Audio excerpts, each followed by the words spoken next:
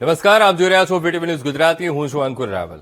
રાજકોટમાં ડિમોલિશન વખતે આરએમસીના અધિકારીઓએ જૈફત ઉડાવી, અને એ પણ કેવી જૈફત? લાખો રૂપિયાની જૈફત. અધિકારીઓની જૈફતનો વધુ એક પુરાવા રૂપી વિડીયો એ સામે આવ્યો છે.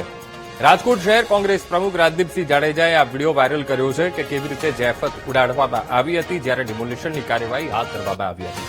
આરોગ્ય શાખાનું એ વાહન એ દેખાઈ રહ્યું છે વિડીયોમાં, અને વાહનમાં ખાદ્ય પદાર્થનો માલ સગે વગે કરવાનો આરોપ લગાવ્યો. પેકેટ્સ દેખાઈ રહ્યા છે.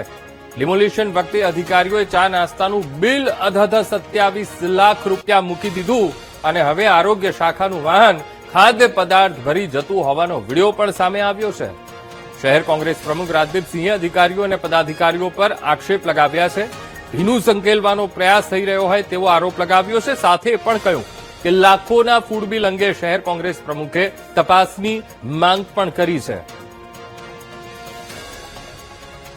રાજકોટ મહાનગરપાલિકામાં અત્યારે તાજેતરની અંદર જ જે એક જગ્યાએ ડિમોલેશન કરવામાં આવેલું હતું ત્યારે 32 જાતના ભોજનો, કાજુ કતરી, ખજૂર રોલ, પાણીની બોટલો, 25 રૂપિયાની ચા વગેરે જેવી અનેક વસ્તુઓનું કૌભાંડ, ભ્રષ્ટાચાર થયો હોય એવું ચોથી જાગીર મીડિયાના મિત્રોને સમગ્ર રાજકોટ અને ગુજરાતની અંદર ચાલી રહ્યું છે.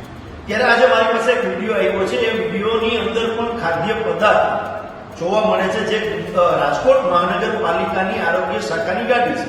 એ ગાડીની અંદર પાણીની બોટલો પણ જોઈ શકશો, અલગ અલગ ખાદ્ય ચીજો પણ છે, અને એ ગાડી જાય છે તો એ ક્યાં જાય છે? કોઈની ઘરે જાય છે? કઈ જગ્યાએ માલ ઉતારવા માટે જાય છે?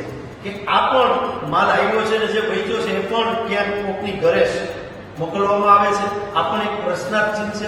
અને રાજકોટ મહાનગરપાલિકાના મ્યુનિસિપાલિટી કમિશનર અને સત્તાધીશોને કહેવા માંગુ છું કે આ વિડીયોની પણ તમે લોકો ખરાઈ કરશો કે આ વસ્તુ કઈ જગ્યાએ જતી